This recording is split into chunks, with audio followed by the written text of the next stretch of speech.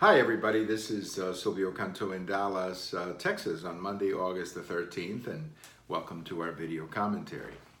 I'm sure you've all heard the expression Trump Derangement Syndrome. It actually comes from another derangement syndrome that was called Bush Derangement Syndrome that happened when George W. Bush was in the White House. The phrase was created, by the way, by the late Dr. Charles Krauthammer, who came up with that phrase to explain the reaction to George W. Bush by many people on the left, and now of course we use it to explain the reaction of many people regarding President Trump. The latest episode, if you will, of Trump Derangement Syndrome is this young woman or lady, I don't know much about her, but Omarosa is the name that she goes by. I think she's got a different name, a real name, but anyway, she goes by, I guess, the nickname, or that's the name Omarosa.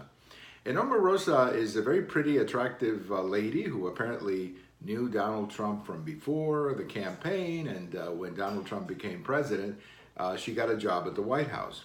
Now, that was the first mistake, frankly, on the part of President Trump. I don't know why this woman was hired in the first place. She may have been a good contributor to the campaign, but the White House is a different place. Governing, obviously, is different than campaigning, and just because you do a good job to help a person get elected president, that doesn't mean you have a clue of what it's like to be in the White House, which is more of an administrative position than anything else. So when John Kelly, who's an excellent man, became chief of staff, eventually he made some changes, and she was one of the changes that he made. He decided to let her go.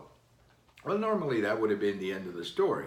But of course, Omarosa now has a new episode, and she's got some things that she wants to share with the rest of us. She's got some audio tapes that she made of the White House, conversations with Chief of Staff Kelly, and apparently there's even a conversation with President Trump. I guess these tapes were, these recordings were made secretly, which may be a legal problem for her. I don't want to touch on that because I'm not familiar, but anyway, it's certainly not ethical to tape someone's conversation without their consent. So she's out there peddling this stuff, and she's now the new anti-Trump star of the day.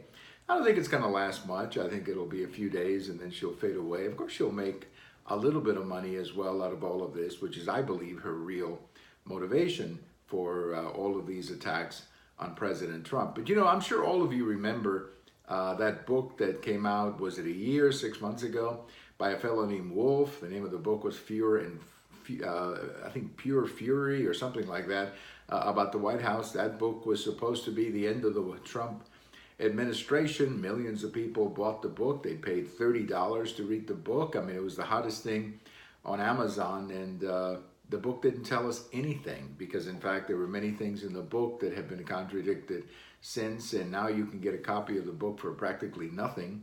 As a used book. In fact, I bet there's people out there who would sell you their book for $5 and even ship it to you for free just to get rid of the book. And I guess that Omarosa will, her claim to fame will pass in a few days. But I think, you know, the larger picture here is that I think people are just basically tuning this out. I think that there's two audiences in the country, as we have said before. There's an audience who hates Trump and just cannot get enough of this daily garbage. And then I think there's a larger audience of Americans who are going to work, taking their kids to school, who have basically tuned this out. And they simply say, we don't want to hear any more of this garbage, and they tune the television off or simply turn off the radio. They've had it with all of these daily attacks on President Trump. And that's why I think in the long run, this is going to happen to Omarosa. She will have her claim to fame. She'll do her interviews, maybe sell a few books, maybe even get a television show over at MSNBC. But at the end of the day, it'll pass because there's really nothing here. There's nothing here. I think most Americans have come to terms with the reality that President Trump is the way he is. His personality is what it is.